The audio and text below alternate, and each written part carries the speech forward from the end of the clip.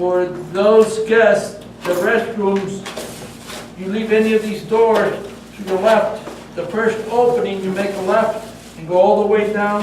On the right-hand side, you'll see the restroom.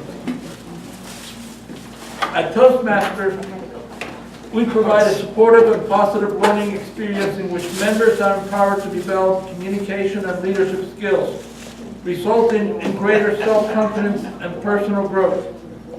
Through this mission, each Toastmaster gains a clear understanding of the club's purpose and the organization as a whole benefits from a shared set of values and goals. Please help me welcome our thought and press leader for this evening, Charlie Bombalier.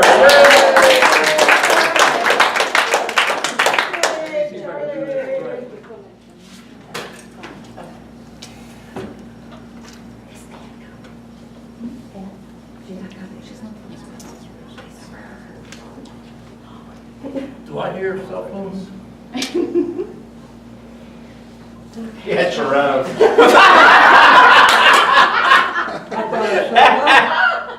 I was going to try to duplicate Wow, that was pretty bad. I have my clip for the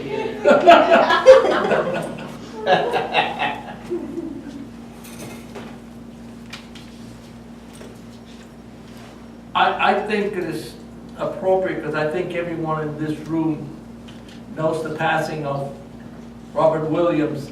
It's a really sad occasion for each and every one of us. And hopefully it enlightens us to realize how prominent and how dangerous depression is. And we can argue the fact that it could have been alcohol, it could have been drugs that made him depressed, or it could have been depression that led him to alcohol and drugs. Either way, it's a tragic set of events. And hopefully from this, we can learn how to be better people and smile more at our friends and our friends to be. Because a little smile sometimes can be the big difference. Will you please stand for the Pledge of Allegiance? I pledge allegiance to the flag of the United States of America and to the republic for which it stands, one nation, under God, indivisible, with liberty and justice for all. At this time, I'd like to introduce our gracious Presidente, Mr. John Dunn.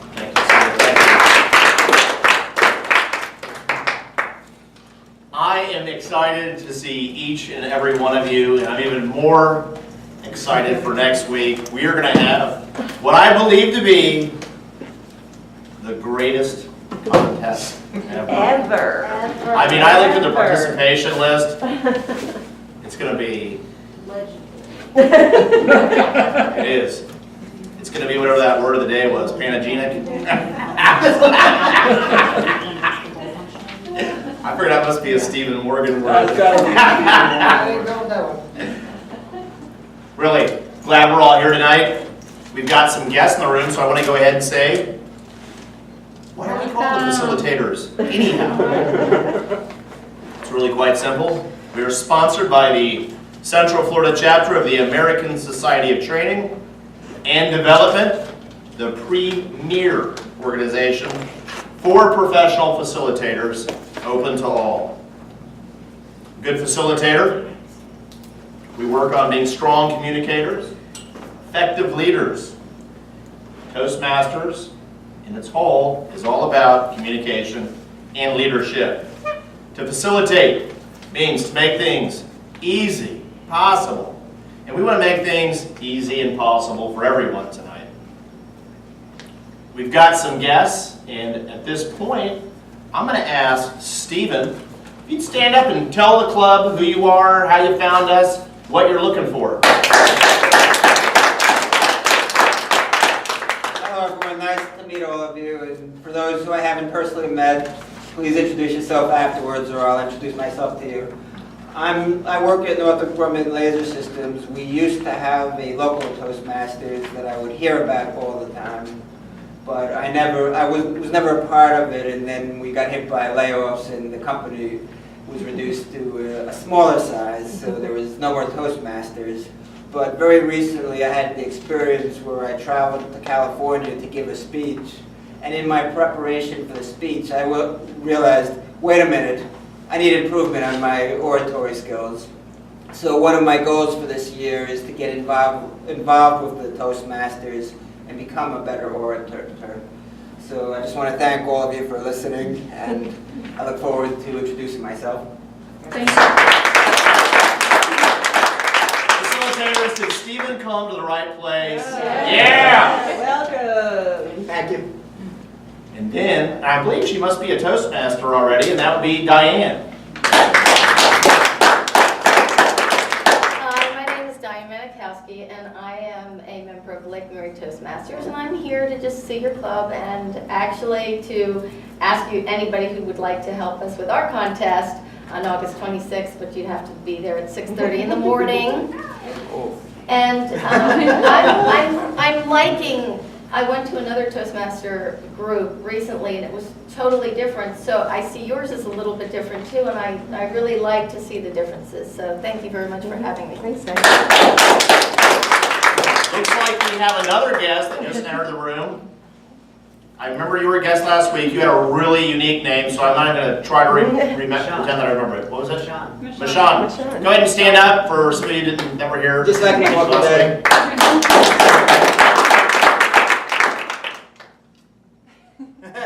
Did you want me to? Yeah. She must have brought her application and check.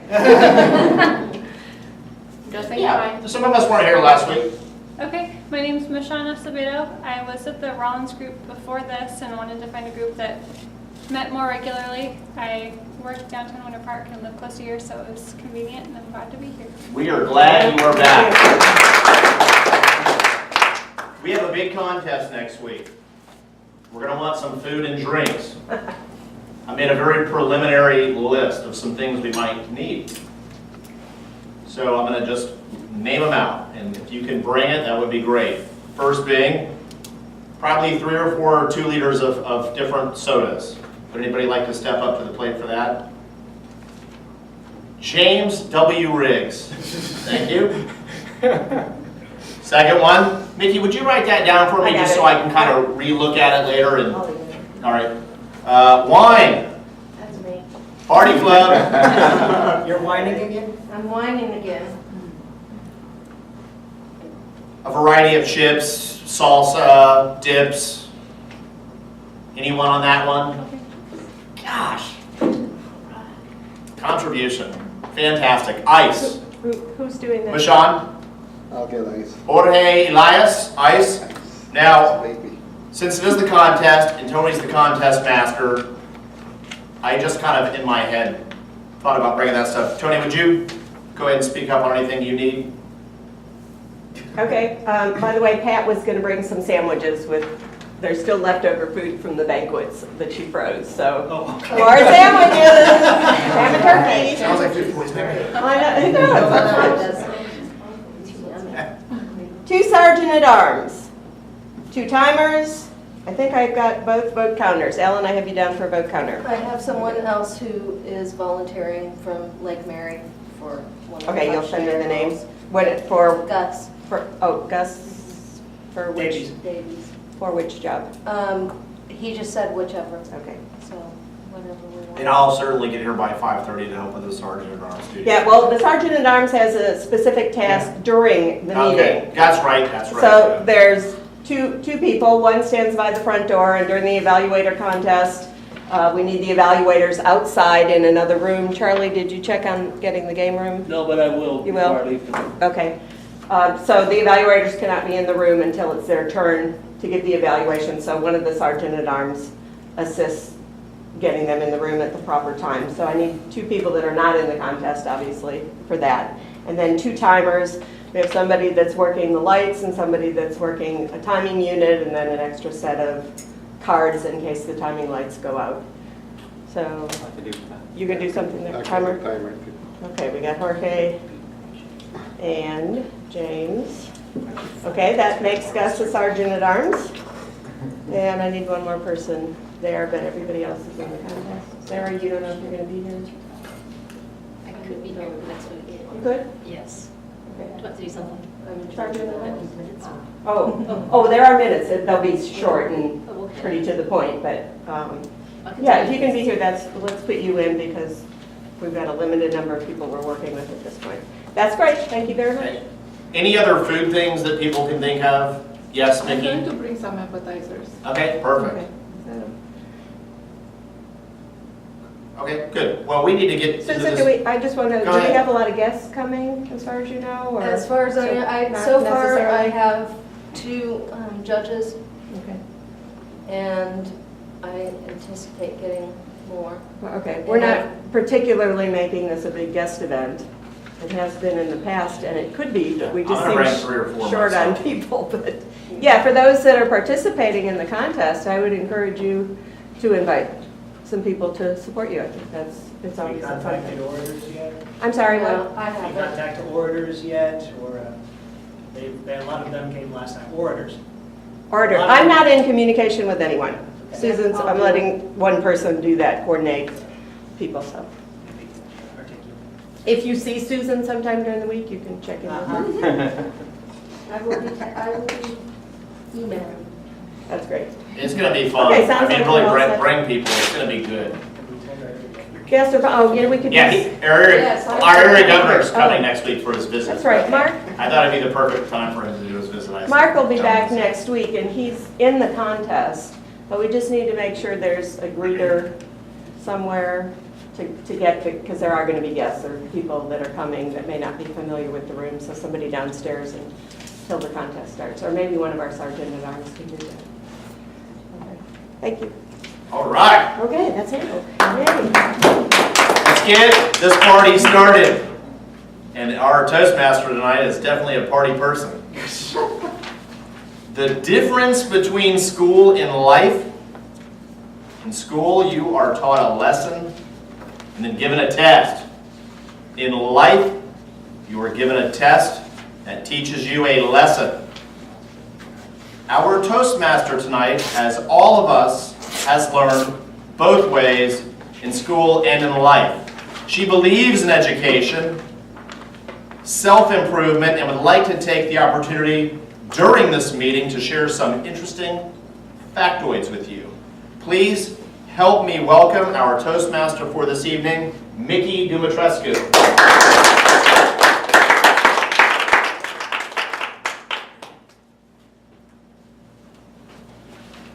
Hello, everybody, and thank you for attending the meeting tonight. I had to a little bit of wine, and I almost forgot that I was the Toastmaster. Give the toast. Why I chose the theme tonight is because education is very important to me. And I found a quote, a few wise words said by Nelson Mandela: "Education is the most powerful weapon which you can use to change the world."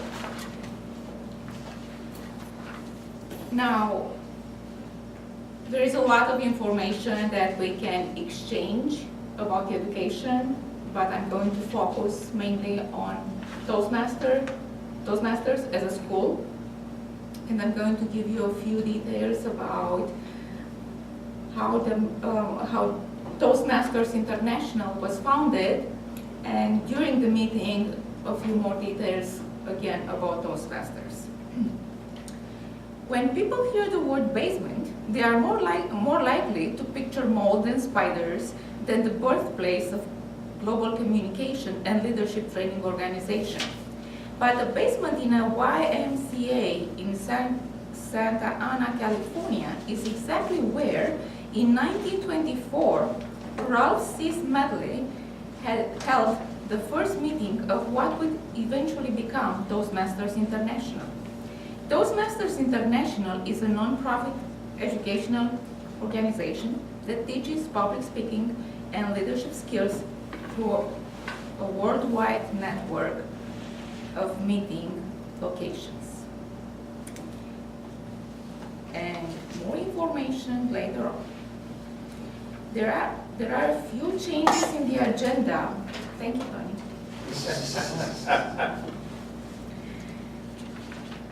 Susan, I guess, is going to evaluate Jonathan. Okay. Pat is not feeling well, so she's not coming. And Diane, our guest, is going to be our vote counter. I was desperately looking for a vote counter. Thank you, Diane. Now we have the times.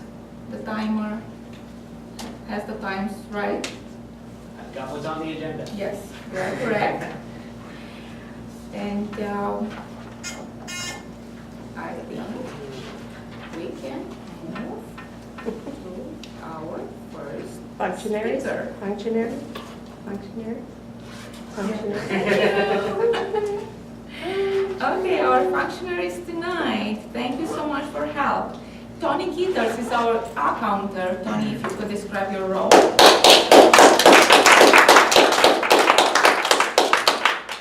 My job this evening is to carefully listen to all of you as you speak and to help you improve on your speaking by listening for what we call disruptive audible crutches such as you know, and double clutches where you repeat a word or a phrase twice.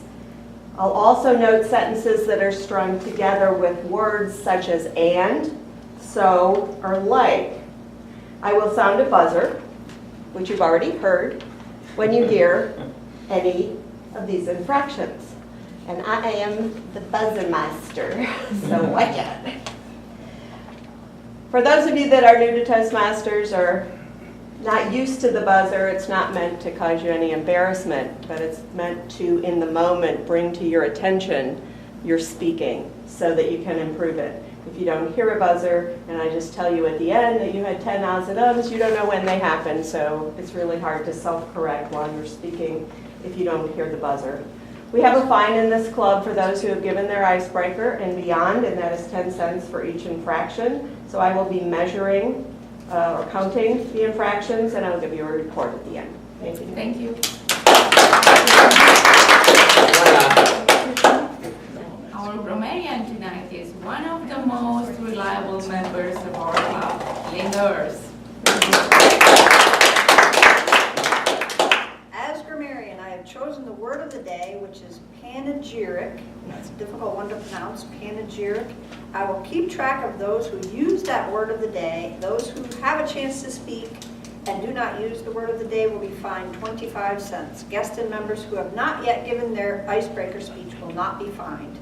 We want the guests to come back, so we never find them. I will also listen for colorful imagery and exceptional use of vocabulary and grammar. At the end of the meeting, I will report on grammar usage and suggest where I see improvements can be made.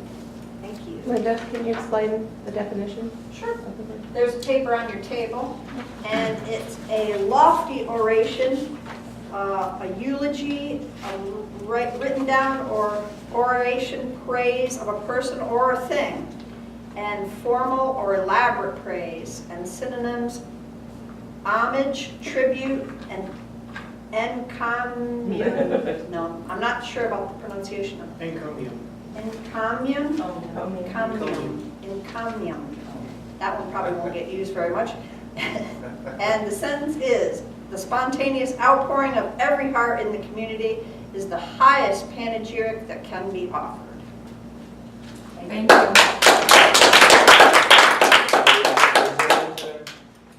Our vote counter tonight, Diane, thank you very much for volunteering. If you are so kind to describe your role tonight, it's on the phone. Where is it?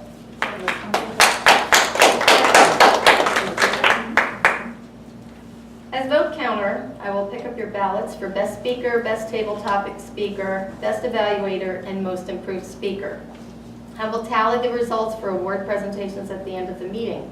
I will also pick up any comments you may have written for the speakers or any meeting participant and deliver the comments to the appropriate person. Thank you, Madam Toastmaster. Thank you. Our timer tonight, thank you, Stephen. If you would like to describe your role, thank you. I'm Toastmaster Toastmasters and guests. As timer, my job is to help keep us on track for the meeting, and so far, we are still already 6 minutes behind. But I will be particularly showing the lights for the speakers for their planned times. Each speaker has a window of opportunity they are attempting to hit. The first 2 speeches have 5 to 7 minutes, and the third speech is 8 to 10 minutes. When you reach the minimum time, green light comes on. Halfway through, the yellow light comes on, and at the very end, the red light will come on. And it just stays on until you're done. For the table topics, that window is 1 to 2 minutes, and for evaluations, it's 2 to 3 minutes. In order to qualify for the best speaker, best evaluator, you have to at least reach 30 seconds below minimum and go no more than 30 seconds over your maximum. For table topics, you have to reach minimum, 1 minute. If the green light doesn't come on, you will not qualify. And you cannot go more than 30 seconds over. Madam Toastmaster. Thank you. If we are behind, then I'm going to speak less and think more. Thank you. Works just fine for me. She had asked me to speak kind of last minute. I had told her, she probably get the email, I only need 7 to 9. That helps a little bit. Want to make sure you qualify. You're going to make sure you can be that short? It's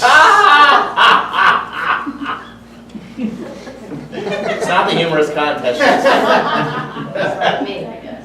7 to 9 then.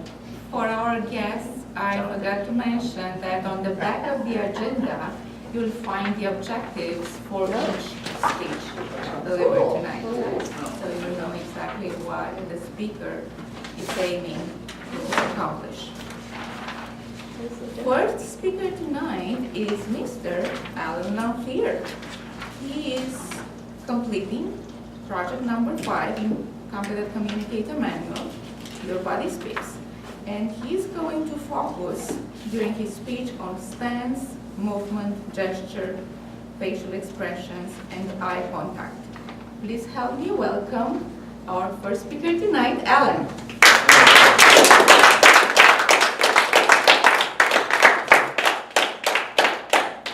All right, thank you, Madam Toastmaster. Question for the Sergeant at Arms. Should I actually set up and give the speech in the back of the room? I think that might actually be better because there's more room. You can. Is that a possibility? Okay. Don't break any plates. Yeah. Just make sure it doesn't go that way. Do you need his assistance? If I can just move this a little bit. I mean, if you want to just move the camera over there. I'm thinking this is kind of a better, I don't know, because the lectern's kind of in the way and it's kind of heavy, so.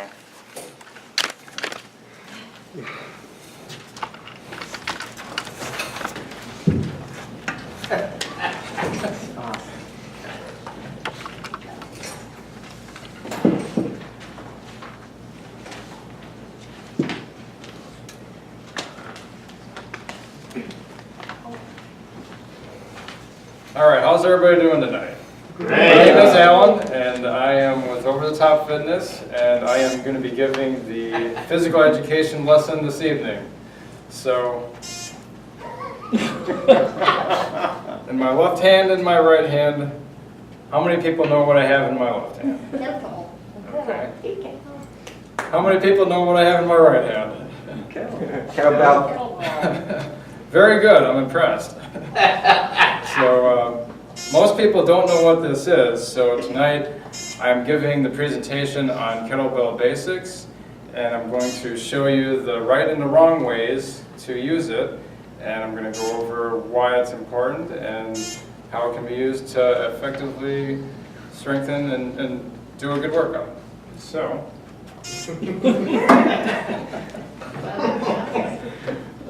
I'm going to show you the 3 basic movements. The first one I'm going to show you, well, let me first go over the 3 movements. The first one is a kettlebell snatch.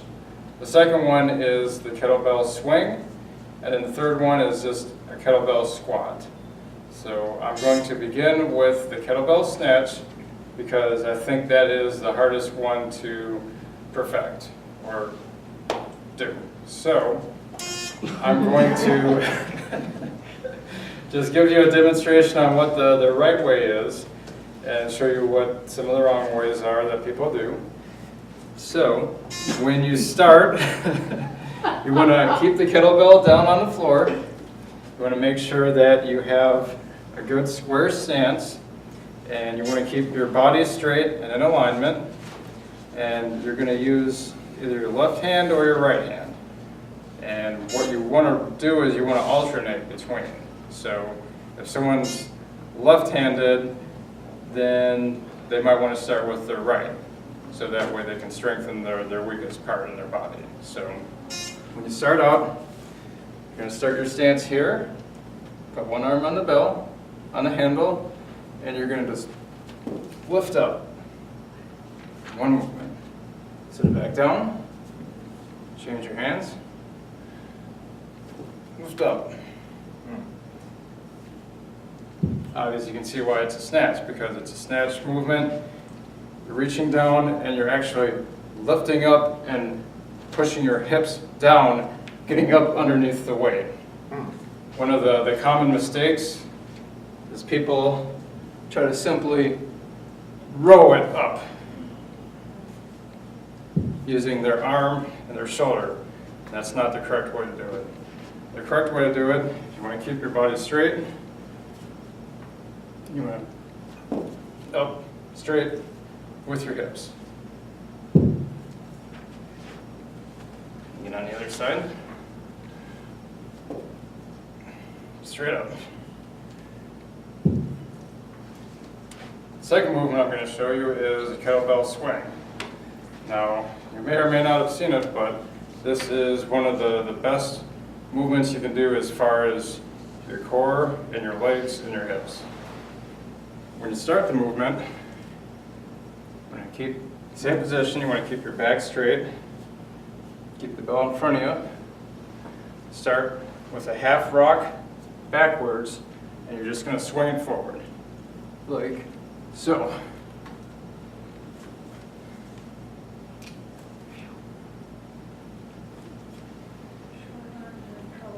Now what you want to try to do you want to create a pendulum motion with your hips.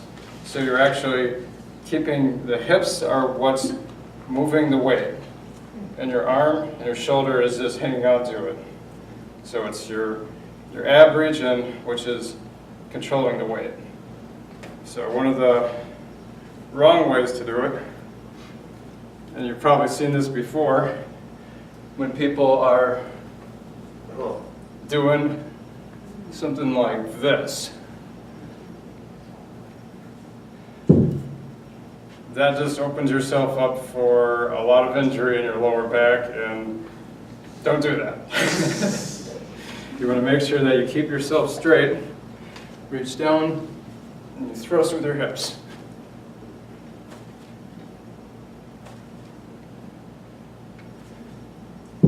Set it back down. And third, I'm going to show you here is just simply a squat. Now, they call it the goblet squat probably because of the positioning of your body. So I'm going to first show you the right way to do it. Of course, you always want to make sure that you keep your back straight. You're lifting with your legs and your hips, not your lower back. To start, we'll call this a neutral position. Keep it nice tucked into your body. Keep your back straight. Come down and up. Down and up. Notice how straight my back is. Notice how my heels are firm on the floor. You simply come down. Try to keep your knees and your elbows to touch. Come straight up. Now, one of the biggest mistakes I see people do with this is they want to lean forward.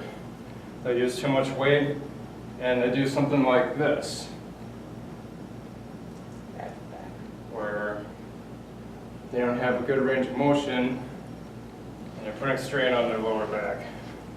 So you want to avoid any kind of movement with a kettlebell that's going to put strain on your lower back. It's really completely the opposite of what you want to focus on. It's about building strength, balance, and overall conditioning by using your legs, your hips, and your abs. So hopefully with this knowledge that I've shown you, you will have a more effective workout. And once you're done, you can go ahead and enjoy your cup of tea. Or maybe some of the fine wine that's been provided here tonight.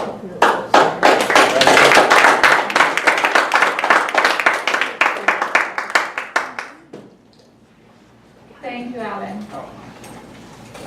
Great speech delivery. Your body definitely spoke tonight. Yeah. I'm sure what I'll say about it.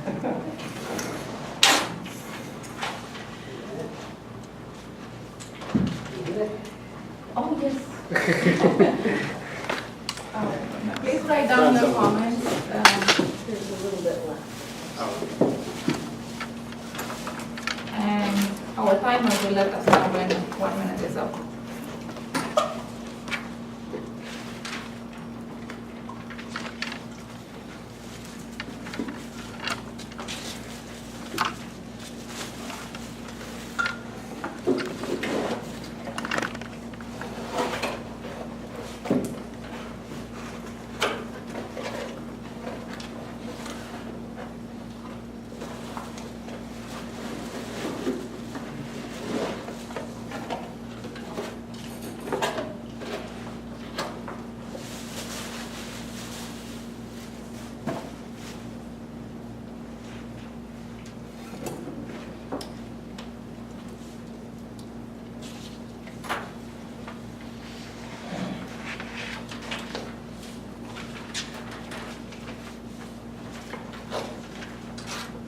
Thank you.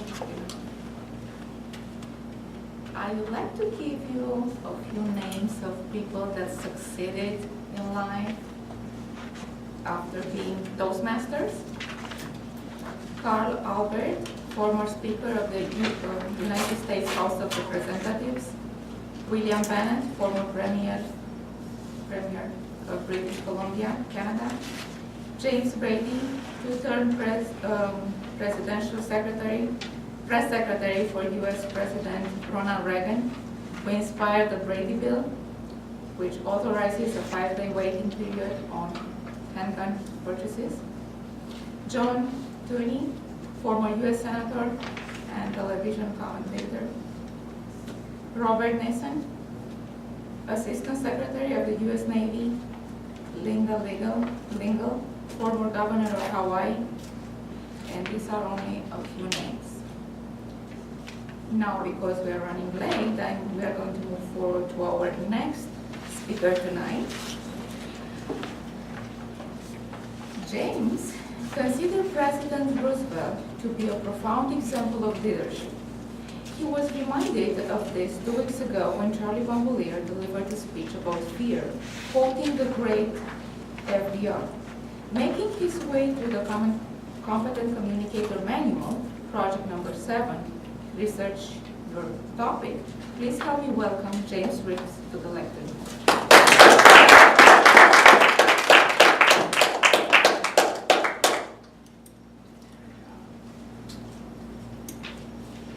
Ladies and gentlemen, good evening. Good evening. 2 weeks ago, the good Mr. Bamboulier delivered a speech about fear and the need to push through it. He also gave us a wonderful quote: "The only thing we have to fear is fear itself." So I was inspired on 2 levels. One, to move forward in my own life in some action, go past fear. And second, to research the author of those impactful words. He's our 32nd president, Franklin Delano Roosevelt, or F.D.R. I'm going to go through 3 points in his life. The first is his attack of polio. Second, the Great Depression. And third, Pearl Harbor. We'll begin in the year 1921. It's Canada. F.D.R. is in vacation mode. He's enjoying time with his family. And he starts to feel a little bit ill. He has some aches and some pains, a little bit of a fever. He thinks that he just has the flu. In fact, he goes to 2 different physicians and he's misdiagnosed as having the flu. It isn't until he meets with a specialist that he gets the horrible, devastating news he will be paralyzed in both legs for the rest of his life. But I ask that you don't feel sorry for him. It was painful, emotionally, physically, mentally.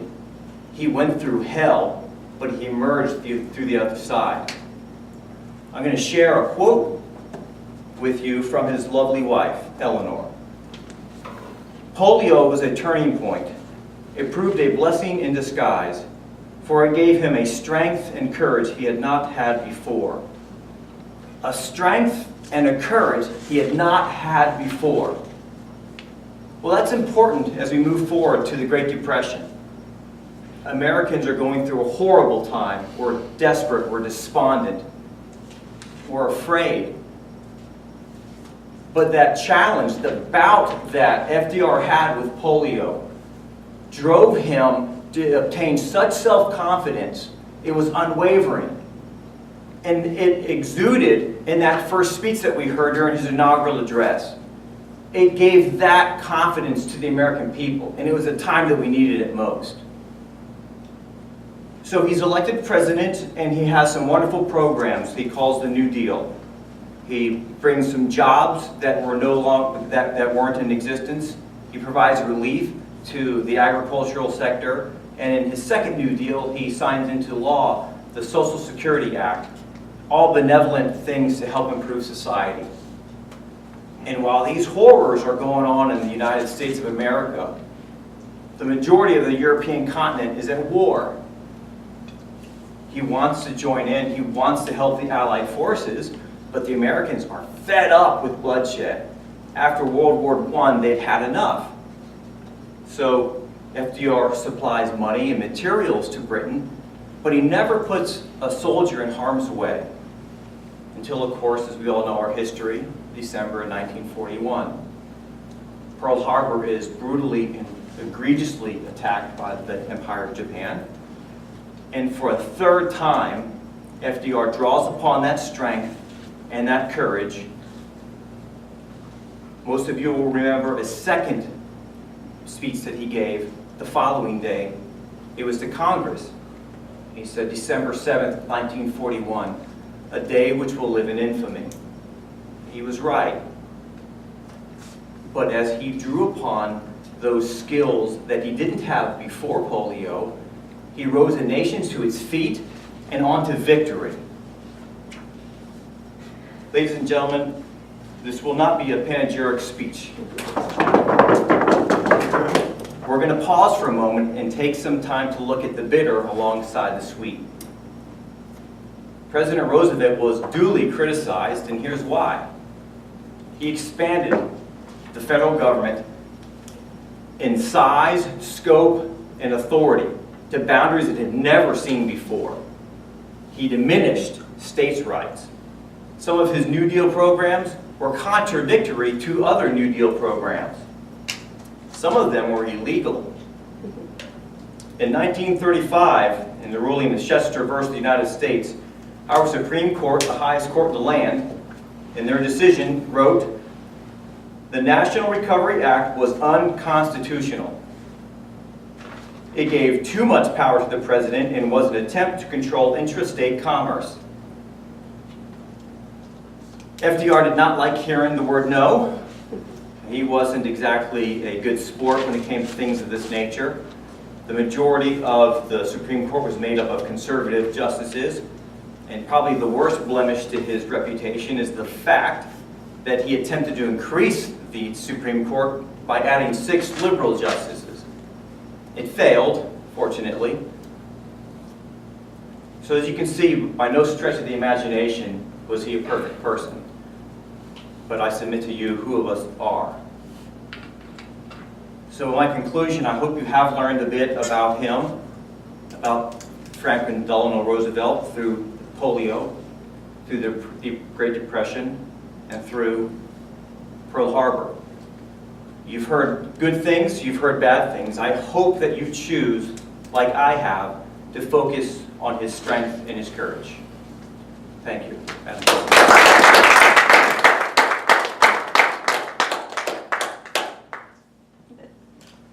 Thank you, James. Excellent speeches, always. You always speak from the heart. Mr. Timer, may we have a minute for comments for James' speech? This is who I go to.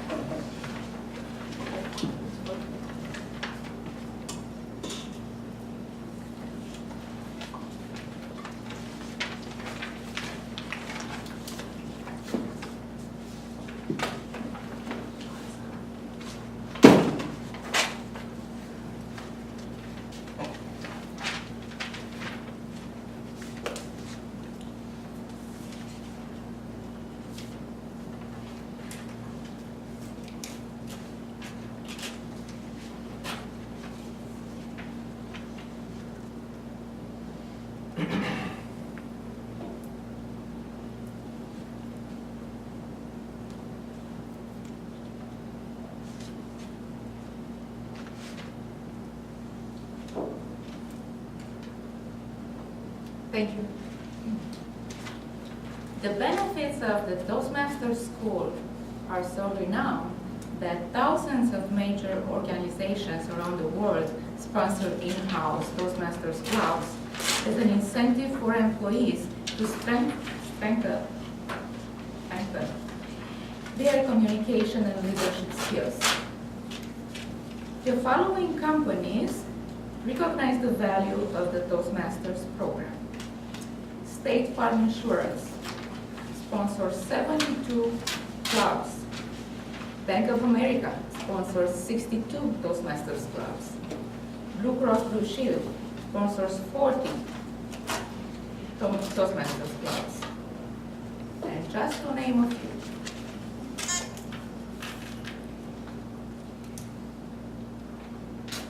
Purpose. What is the purpose of your life? It is a question our next presenter has pondered his whole life. He wondered out loud, is anybody listening? The universe answered back, I'm listening, and you are connected to me, and I'll show you. And the quality of your experience on Earth will be directly correlated with how you use these experiences. He listened, and thousands around the world have benefited. Here to share with you 3 lessons that will change your life forever and take your awareness to new heights is Advanced Communicator Gold, Jonathan Dye.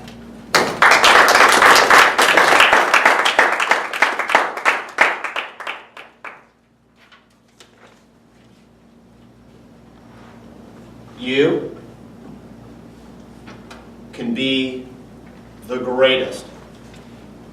How? Follow me. It was Valentine's Day of 2013. I was having an otherwise really enjoyable breakfast with my father, Russ. We were discussing a vacation overseas that I would be taking in a few weeks. Laughing, giggling, having great father-son time. And of course, as dads do, he spoiled the good time. He said, son, you do realize while you're overseas you could die. As I sipped my coffee, I said, thank you, Dad, I am aware of that.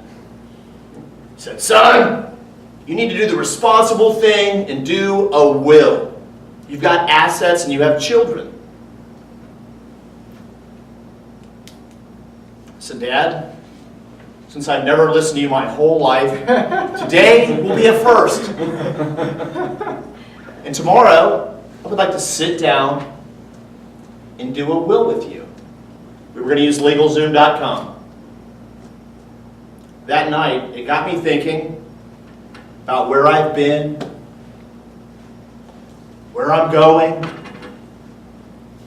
and I had a pretty good idea of what I wanted the will to look like. We sat down, we went through all of the forms. In the last one, it was basically like a fill-in-the-blank square. Do you have any special requests? I've always been kind of the comedian of the family. I said, Dad, we're eating breakfast again, by the way.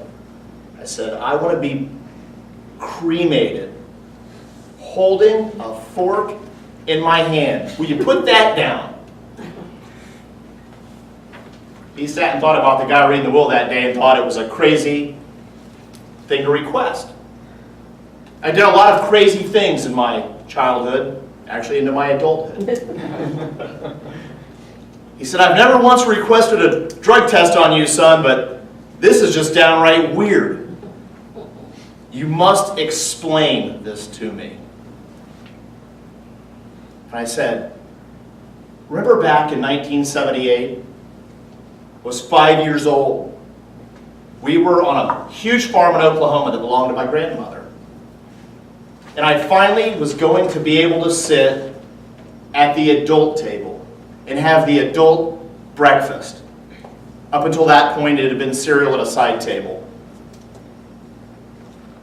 I was so honored. And then my grandma brought out my plate. It had the fattiest piece of ham on it that you could ever imagine, with a big bone in the center of it. They slaughtered their own pigs. And it had eggs, scrambled. My grandmother had horrible eyesight. There was a lot of shells in these ends. As a 5-year-old, we have no filter. My grandmother was a very proper lady. I was about to utter a huge protest. I wanted to go back to that kid table. But my mom knew I was at the right table, and my mom just gently shushed me. She helped me clear my plate, along with our dog Susie Lee Wong, who was a Chinese pug. They called them Chinese pugs back then. And she said, now dear, she was whispering in my ear, there was a lot of people at the table, I want you to hold your fork up at the table, just like that. You're going to love what comes next. The buzzer went off. My grandma slipped her apron on. She was very heavy. And she just kind of hobbled over to the stove. And it was like Jaws. And she opened the stove door, and holy cow, that smell that went throughout the kitchen. It was foreign to me, and it was lovely to me. My grandmother was famous for her cinnamon rolls, homemade, completely from scratch. I ate 5 of them. My mom ate several herself, and she decided we needed to go for a walk through the cotton fields. That was one of the things my grandmother grew. And my mom told me something that would be very prophetic in my life. Maybe a little advanced at 5 years old, but she said, someday you're going to have to go through some things that taste really bad, son, but always remember, the best is yet to come.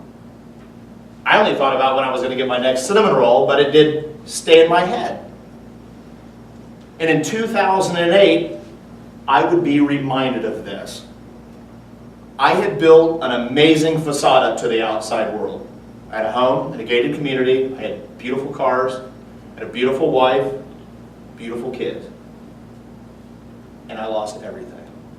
Everything. When the economy crashed, I crashed. I found myself moving back to the same house I lived in 1978. I was sitting down having coffee with my mother. My mother is one of my best friends in the whole wide world. And I was crying. I said, Mom, how am I going to explain to the world that I'm back living at home with you? And this whole big mighty facade I had created, everybody's going to see me basically naked. She said very little, but said so much. She took me by the hand. She said, son, you have to have faith.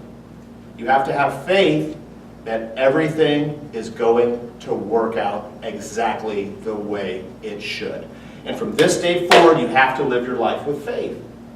So I started moving forward in my life with faith. And I'll tell you what, when you have faith, the universe wants to see if it's real or not. And in 2012, I found myself at the Birdfish Memorial Hospital with my friend Jay Falk. He was dying of liver cancer. The last time I saw him, I would be in a hazmat suit. He would be on the bed crying. He had a wife and a 4-year-old daughter named Lily. And I asked this man what he was scared of because he was going to be leaving this earth. And he passed 2 days later. My faith was tested, and I was angry. About 2 weeks later, though, I knew it was my responsibility to sit with his wife. Many of you will remember her here from the meeting. And it was heartbreaking. And she, even though what she was going through, she saw that I wasn't myself. And we talked, and we both decided that that day forward, we were so depressed and so upset that all we were going to do was focus in and day out. For 30 days, we were going to have coffee again at the end. Our mission was to put smiles on 10 people's faces per day for that month, because they weren't going to come onto our face in our own minds. So for that month, we developed a service attitude. And these magical things started happening in my life. And sure enough, I came out of that grief state. And then in 2013, the world was my wife, Stacy. And she lost her battle with substance abuse. Once again, my faith was tested. Except this time I had it. I went back to my service attitude to people. I made that my focus. And I found myself, once again, a few weeks later, sitting with my best friend at the table. And I had so much anger inside of me. I was so mad. I went through all this stuff. I had made such progress. I finally had arrived, and I lost it all again. And this friend said to me, everything that is bothering you from this day forward, you have to learn the word forgiveness. It is, without question, man's greatest need. And from that day forward, I did. I forgave everything. Another year went by, roughly, and I was sitting at the breakfast table with my dad, as fate would have it, when he asked me to think about my life. When I told him I want to be cremated with a fork in my hand. Why, you ask? Because from that day forward, starting in 2008, living my life with faith, service to others, and forgiveness. If I do die, and that will needs to be read, the best truly is yet to come. Madam Toastmaster.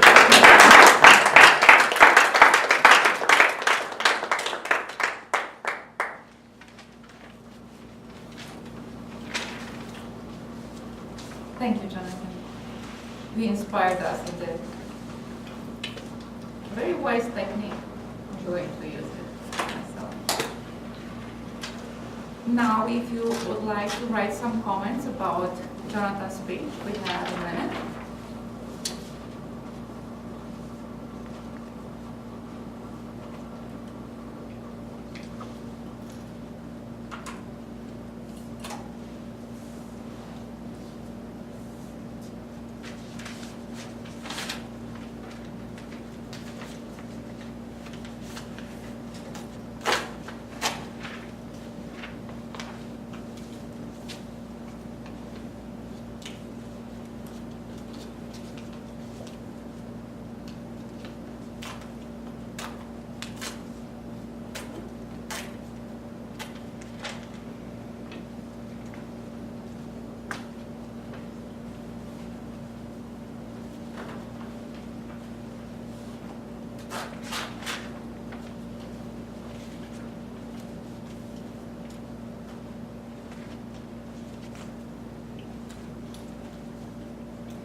Thank you. Now, Mr. Timer, could we have the timer speaker? Madam Toastmaster, Alan's speech time target was 5 to 7 minutes. He spoke for 7 minutes, 5 seconds and qualifies. James Riggs' speech target was 5 to 7 minutes. He spoke 6 minutes, 13 seconds, and he qualifies. Jonathan Dunn had adjusted his time target to 7 to 9 minutes, spoke 9 minutes, 43 seconds, and does not qualify. It's all good. Should have been that long. Madam Toastmaster.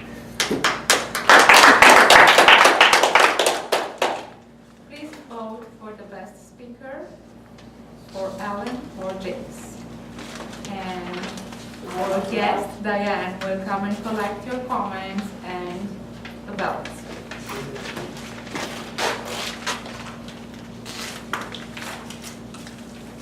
With this, our prepared speeches segment concludes, and we start the second segment, the table topics. This Toastmaster has never had a job outside of an educational institution, so knows very well when the season of back to school arrives.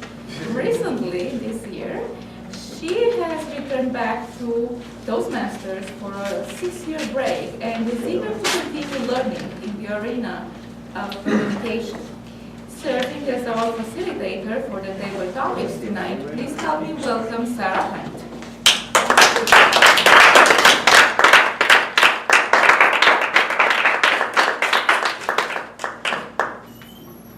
As the table topic facilitator for tonight, I will give some of you the opportunity to speak off the cuff. Our topic is back to school. Summer went by so fast, and now it's a season for new learning opportunities. So I'll get right into the questions. School is a place to learn. Tell us an area of your life that you are dedicating to learning. Linda.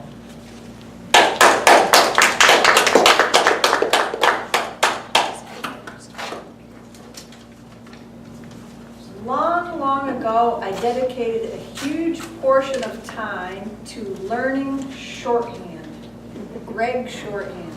And it was 2 hours per day for 3 years straight, which is a huge chunk of time, only to graduate, and the purpose for learning it kind of dwindled away because they started to have machines that executives usually talked into, and you could start and stop a separate machine and type it all out, so that there was really no need to spend all that huge chunk of learning time in shorthand. Luckily, I realized after my civil service score came up and I was on the job that I didn't really like secretary.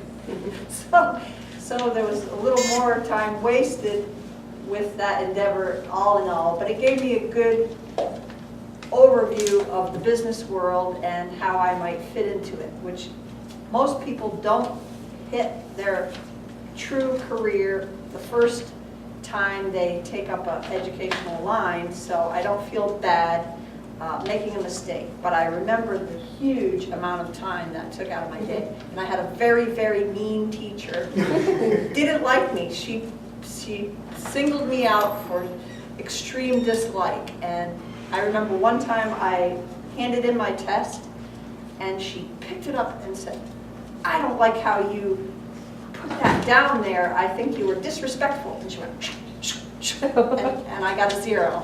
And I ended up that final year getting just barely passing. So all that time was a waste. But education is usually 99% of the time not a waste of time. Thank you.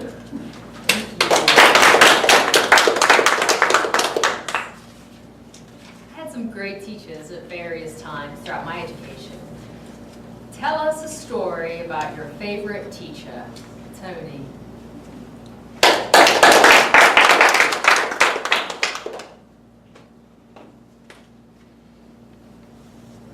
My favorite teacher was in graduate school, and guess what? I can't remember his name. I'll think of it maybe by the end. When I was going to graduate school in 1970, audiology was a new profession. It was about 15 to 20 years old. And I went to the most prestigious school in the country at the time. And I don't know how I got accepted there, but I did. I was with the people that founded the profession of audiology. Ray Carhart was one of the men, and he taught us. And I will never forget him because he was an older gentleman in his maybe 60s, 70s, like I am now. I mean, okay, who you calling older, Tone? But he was fun. And he was teaching hard subjects like psychoacoustics, not my favorite subject. And the books were hard. Actually, we had one textbook and it was on psychoacoustics. Everything else we had to go to the library. We read hundreds of articles for each of our classes because there were no textbooks except this one at the time. But he was friendly, he was professional, he was a gentleman. You just felt like you were in the presence of somebody very, very amazing and very special. Someone that could think of a new profession. I mean, how does that happen? I don't even know how that happens. And we were so young at the time, there were only 10 of us that got accepted into the master's program. And a lot was expected of us. Several of Ray Carhart's students were also on staff there. And they went on to be some of the most well-known people in the profession. And when I think back to that, as I'm doing right now, I was really blessed to be in the presence of these people. And it made a difference throughout my whole career. Madam Table Topics.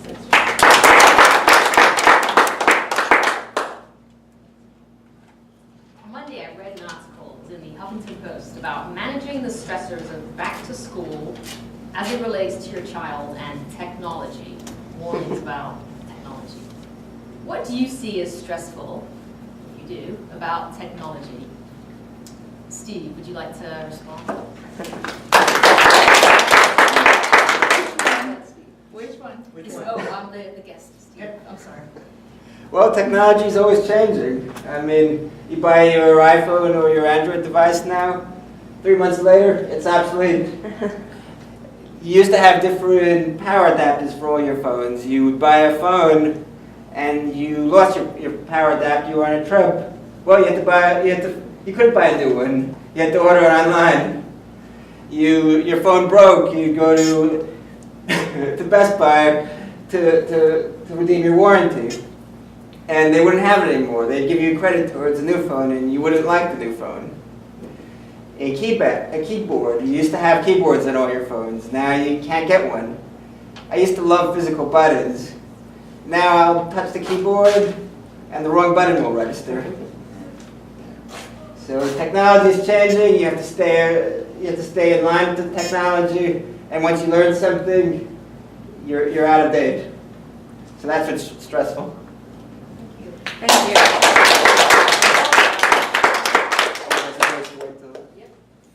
In the interest of time, I'll just keep it at those 3 questions.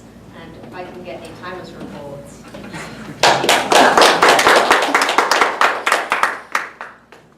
Madam Table Topics Master, Linda talked about her dedication to learning shorthand for 1 minute 58 seconds and qualifies. Toni gave her panegyric to the teacher she couldn't remember for 2 minutes 10 seconds. And our guest Steve talked about technology being stressful for 1 minute. Yay. Therefore, all 3 qualify for Best Table Topics. At this time, I pass it over to the general evaluator, is that right? Toastmaster. The Toastmaster, back Yes, to back to Nikki. you. Thank you.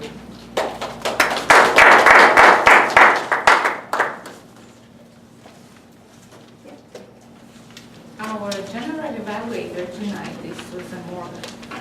Not that I want to make a panegyric of this, but I have to tell you that I consider Susan a wonderful person, great friend, and very experienced Toastmaster. She went through all club offices and from the club level up to being the division governor, right? Yes. Okay. So Susan will lead the next segment of our meeting, evaluations. Please help me welcome Susan Morgan.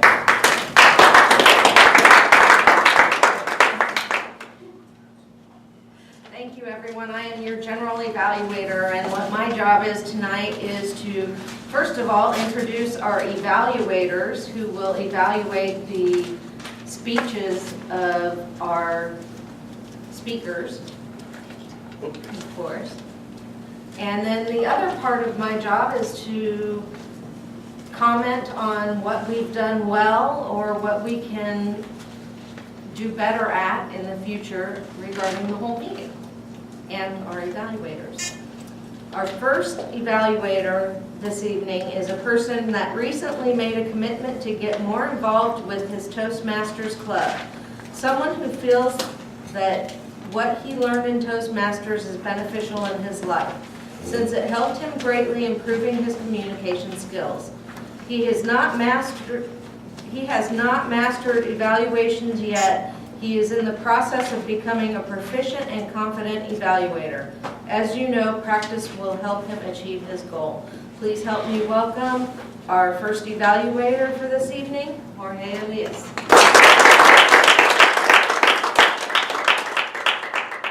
Thank you, Madam Toastmaster, fellow Toastmaster, and guests. Alan, this is an honor for me to evaluate you for the first time. This is a humble evaluation of your panegyric speech. You are supposed to select a topic that facilitates the use of body language. What a better title than a workout. Use the movement, stance, gestures, eye contact. You did that excellent by showing us some of your exercises. You were supposed to ensure that your body enhances and helps them visualize your message. That was great. We saw you doing the exercises and you taught us how to do the right way and the wrong way. Your speech was well organized. You had a nice introduction. You showed us what a kettle was and what the other kettle was. In the beginning, I didn't know.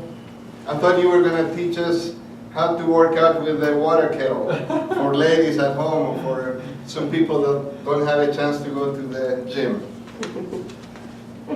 But once you get in the field and in the front of the stage, you showed us what you are, which is a professional trainer. You knew your subjects very well. You were very confident. In the beginning, you had a few mistakes with the ahs and ums, but I think whatever the buzzer did helped you greatly. After later on your speech, there were no more ahs and ums and no buzzer. That was a great thing. Something I can suggest for your improvement.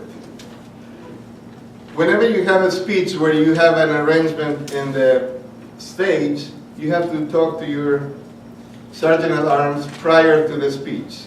Most of our meetings are ruled by time, and that took a few seconds from our meeting.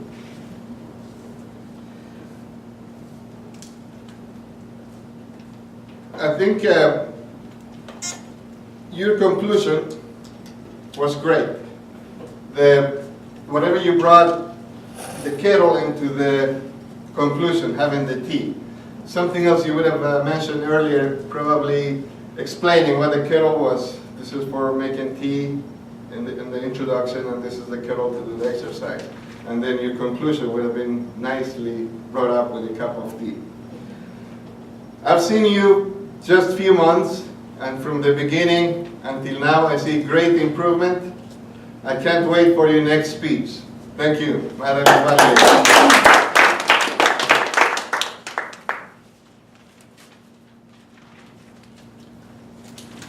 Okay, so on to our next evaluator.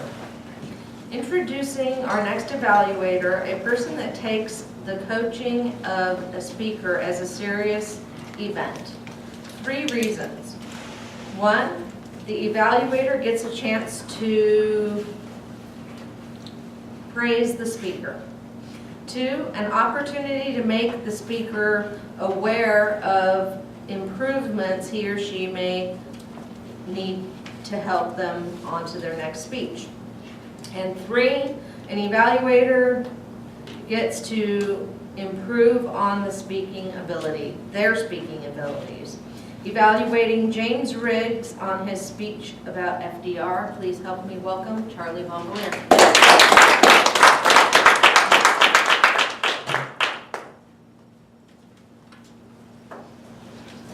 Madam General Evaluator, fellow Toastmasters, welcome guests, and Mr. James.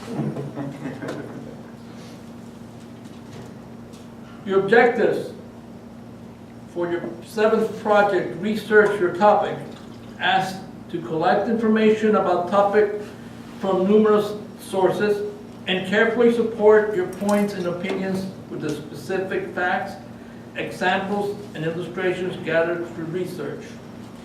You may have left out the illustration, but you certainly nailed all the others. It was the most professional speech I've heard you do since I've heard you start speaking. F.D.R. deserves the highest generic that can be offered for his service to our country. You, James, also deserve a high panegyric for the awesome speech you just delivered.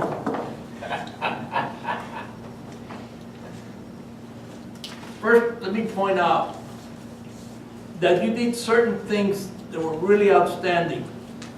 And I've watched you several times now. You always have a precision with your eyes, that you covered the whole room back and forth.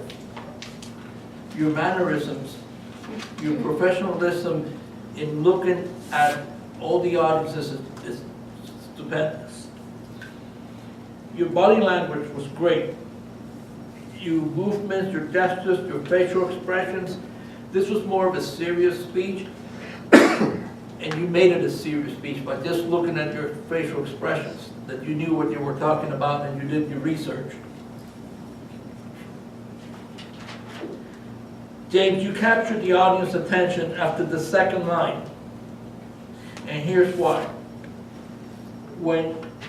If I may make this suggestion to you, when starting a speech, you want to capture the audience's attention and make a connection, relate your beginning speech to get their attention. Your second paragraph should have been your first. Later on in your speech, you can acknowledge the crowd and everyone else because you already have their attention. That's the only suggestion I really have for you. I believe that this was a great accomplishment. You did your research thoroughly, and quite frankly, I can't wait to hear your next speech. Madam General Evaluator.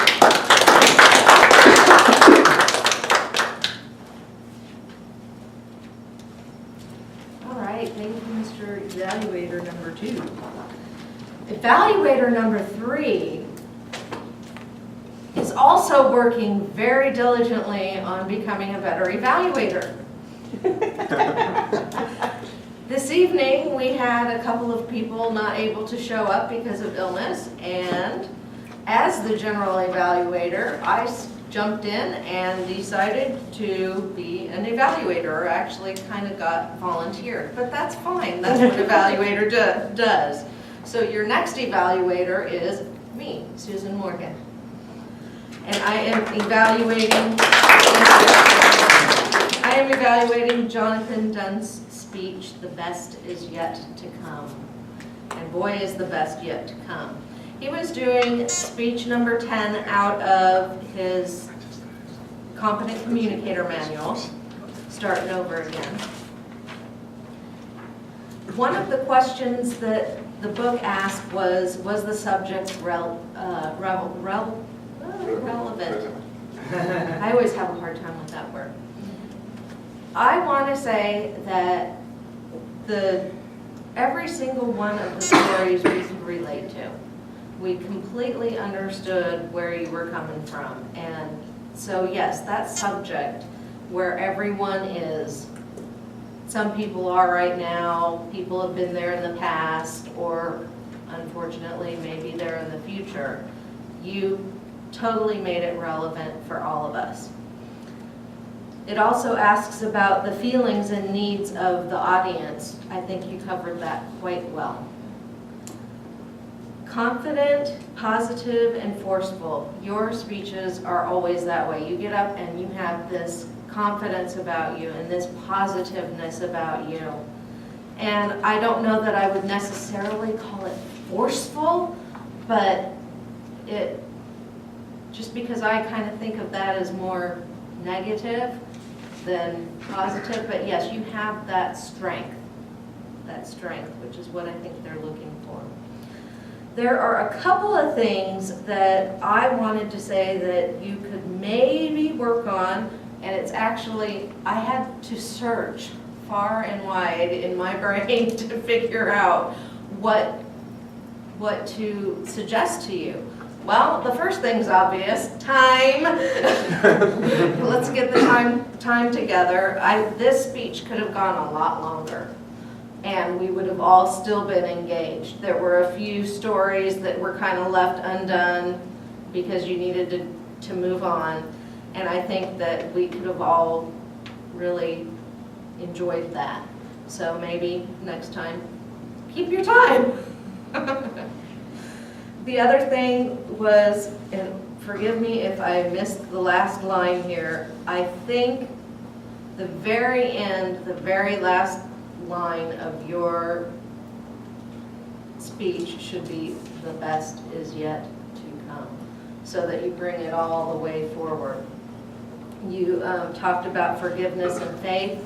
That was really, really well done. And you were talking about how you sat on the boat with your dad. We could totally get vivid images of that. And how he said, son, you need to do your will. And how that isn't necessarily a fun subject to think about. It was a good one at the time. And you explained about that. And you went back when you told us the story about him, about you with your fork and wanting to be cremated. And you told him the story of that so that everyone knows what that joke is. Great job. I am so excited to hear more and have you do it again next time.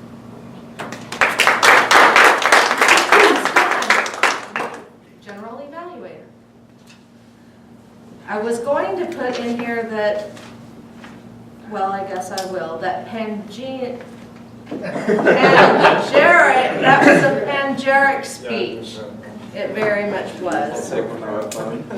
So hopefully I got that right in panegyric. Okay, I at least pronounced it correctly finally. First word of the day. Yeah, that's a good one. Anyway, so our meeting this evening was really well done. We started right on time, which we usually do with either Charlie or Willie at the helm. And we did really well with time. I'm looking now, and we're doing great. We started off running a little bit late, but we got through it going in, and we're now doing a pretty good job of it. Susan, could we have a timer? Yeah, I was going to get to that. So, buzz me and my so's. Let's get a timer's report from Stephen. Madam General Evaluator, Jorge's evaluation was 3 minutes 5 seconds. Charlie's evaluation was 2 minutes 45 seconds. Your evaluation, if I could found the right beginning and ending, came to 3 minutes 26 seconds. So all three qualify for Best Evaluator. Thank you, Stephen. And let's have the other reports while we're at it. So let's start with Linda. Linda, please tell us about our grammarian report.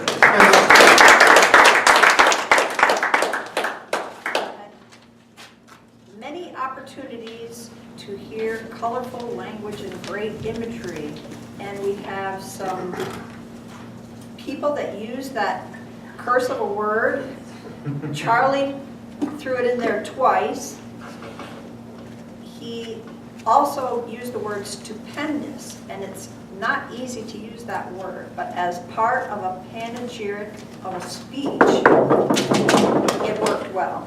Stupendous. And I did agree with him that his speech was on this. Jonathan used whole, big, mighty facade. I thought that was pretty powerful. I was wondering if hazmat was the correct term. I'm picturing a germ suit, maybe a white suit with booties and mask and things, but hazmat is actually to protect the person in the suit, where you meant to protect the patient, correct? So I'm not sure if there's a term, but germ suit, something. Hazmat would be hazardous material suit, you know, like the... That thing. Okay. And Mickey, I would ask, she used the word of the day successfully, and I would ask that she practice the word focus for pronunciation. It came out a little risque there. Toni G, I liked psychoacoustics. That was just like, it reminds me of a guitar riff or something. It's just like such a great term. Stephen, window of opportunity. I like that. Talking about the timer, time ranges, and he used the word of the day. Alan, he had a dueling banjos going with the beeps and the so's, but the music kind of stopped, and like the evaluator said, we really listened because it wound right up being excellent. And the demo to music kind of worked. James, inspired on 2 levels. I thought that was a nice phrase, and exuded in his speech. And the use of the word exuded I thought was creative. Egregiously, all these words, very, you can picture things, and it helps you understand what you're trying to get across. And pause to look at the bitter and the sweet. I thought that was a good phrase. You used the word of the day. Sarah, warnings about technology, stress-wise, was the use of the phrase. I think everybody should be warned about technology. It's such an evil thing. Susan, the phrase, what we can do better at. I thought we could do better at that phrase. Yes, you're absolutely right. How we can improve, you know, there's a lot of trite things. Maybe you were trying to spice it up a little bit, I'm not sure. And relevant, Preposition at the end of a sentence. if you came up with a synonym, you could use that instead of a word that would, like I don't go around saying aluminum because I'm always afraid I'm going to say it wrong. But if you have another synonym in your pocket so that you don't have to use it. But you used it the second time correctly, so good job there. Got it. And Jorge, the use of panegyric was not quite exactly correct. I thought it was a big stretch because it was not a eulogy of the kettlebell. Any stretch of the imagination. Oh, no lofty oration, that kind of thing. I did like, I wrote so small, I see great improvement, and that is a powerful idea, sentence, true, and it was great. Stephen Black, I used to love physical buttons. I don't know why that just struck me as kind of nice. And that's the report. Thank you. I forgot to give us a panegyric speech about my phone. Okay, I'm giving you credit. And our last but not least functionary is Miss Toni, who has a lot of stuff to share with us. From your general evaluator. I think I'll talk about psychoacoustics instead, since that went over so well. Please do. I'd like to start by congratulating the members on a panegyric performance. Mickey D, after I buzzed you 6 times, you only had 1 more, so total of 7. So good self-correcting. Linda, total of 4, an you know, and 2 double clutches. Alan, 493. 23, they were ands and so's, and they're everywhere. So I warned you ahead of time. James Rigg with 1 so. Sarah, 1 so. Steve, our guest, did a great job. You had 5. There were 3 double clutches and 2 so's. So that's very good for your first time. Susan, a total of 12, 3 double clutches, 5 ands, 4 so's. Jorge, total of 3, 1 double clutch. You say you don't say ah. But I counted it anyway. If I didn't mention your name, I didn't hear any problems with your speaking. Thank you. I think our meeting was awesome tonight. I love it. Oh, yeah, let's do the most improved vote so we can get that going before the president gets up here. Today's a PR for me. What's that? Today is a PR for me since it's my first speech. All right. I already did the most because it's Oh, here. no, we do it separate. All right.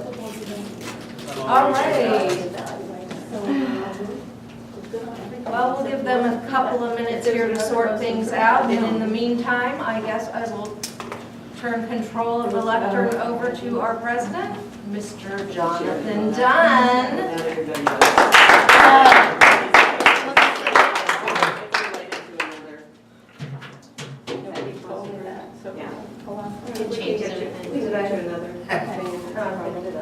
Well, that's it's fine. Well, you were Did you vote? No. You're not supposed to vote. You vote. Unless there's ballots. Unless there's. Are there any more ballots for most improved? Any ballots here?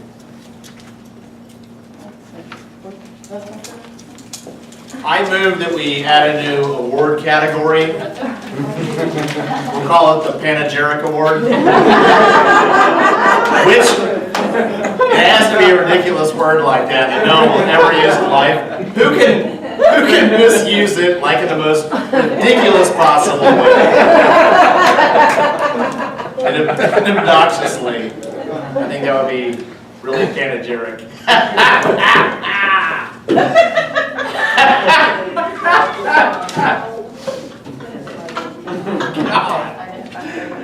I love watching Steven's expressions when somebody butchers a word. It's the most amusing part. It's just like, I gotta go home and shower. We have no roll sign-ups next week, so let's hear from our. Already done. It's done. Yeah. Let's hear a critique from our guests. Steven, you first. What'd you think, my friend? Well, first I also have to give a panegyric statement. He's gotten with the program. So, I had a great time tonight. I'm learning. That's what I'm here to do. I'm here to learn, and I feel that I've accomplished the objective for the first visit here, and I look forward to improving. As I mentioned before, today is a personal record. I did my best today since there's nothing to compare against. And I want to thank you for calling me up. I want to thank everybody for being friendly, and those who I haven't personally met. I look forward to meeting you afterwards. So thank you. Thank you. Alan is our Vice President of Membership. Thank you. We're I'll all help you sometime. We're all happy to help you though, and you still need to think about signing up. Come next week and see our contest. It is going to be really fun, man. It's going to be a great time, Stephen. Diane, how about you? First, President, right? And fellow Toastmasters, I really enjoyed this meeting. It's totally different than what we do in our club. It's a little, I think the voting is kind of difficult, especially when you're the person doing the votes. But I enjoyed listening to the speeches and the quality of them, and I thought it was an extremely good view of how to do Toastmasters and pick the best from all the different clubs. So thank you very much. I appreciate it. Yes. Yes, we get to hear from you again. What did you think about One this? more I really enjoyed the speeches today. I feel very privileged to be a part of this club because I think that you guys are great role models for me, and I'm excited to come next week and see the contest. All right. Did you say that you felt the meeting was panegyric?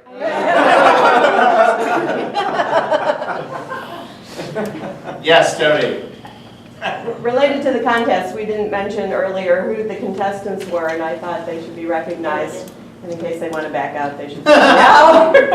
For the humorous speech contest, we have John Dunn, Mark Lockery, Stephen Morgan, Linda Earls, Charlie Bombalier. Evaluation contest, John Dunn, Stephen Morgan, Charlie Bombalier, Pat Stagner, Linda Earls. Please give them a round of applause. Excuse me. I'm not in the humorous contest, just on the evaluation. No, I have a text from you. That I have it evidence. also. And I said President evaluation, Ryder. yes. Evaluation. Do it anyway. That was a joke. You make up a text. I just need to. We'll see. It is going to be a straight up hoot. Okay. We have some awards to hand out now, starting with the Tim Chastain Award. Every week in this club, it's really hard to pick out the Tim Chastain Award winner because so many people step up. It's really a neat thing to see. The outward focus of the members of this club, I mean, I just think it's fantastic. But because right before she goes in for major surgery, stepping up to be the contest master, she's like the, gosh, I hope this doesn't upset you, she's like the grandmother of the club. What does that The make mom. I found out Gail's younger than me, so I am the grandmother. I mean, she's always there, so it's going to go to Toni Gittles tonight.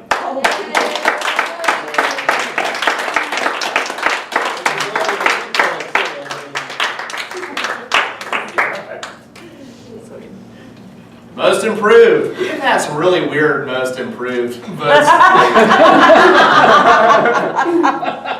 it's always awkward to call yourself for an award. It's even more awkward now. Oh, no. But thank you for voting me. Oh. Most improved. Best Table Topics Award this evening. I love doing this to this lady, especially now that she's taking a role in the back of the bus. And the Table Topics Award winner this evening is gonna, as well, go to Toni Gittles.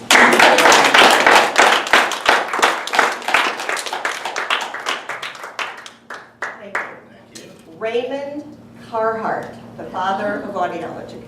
Oh, you finally figured it out. Our Best Evaluator Award this evening. We have 3 very stellar evaluators, but it is going to go to our general evaluator this evening, and that'll be Susan Morgan. All right.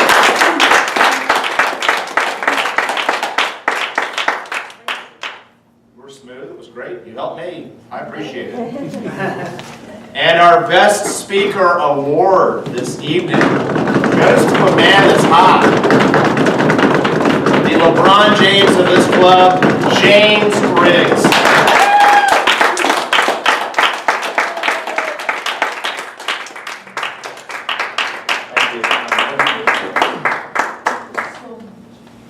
All go safely in tonight. We are going to adjourn the meeting. Well, Oh, we one need more. an announcement. Yes, Toni.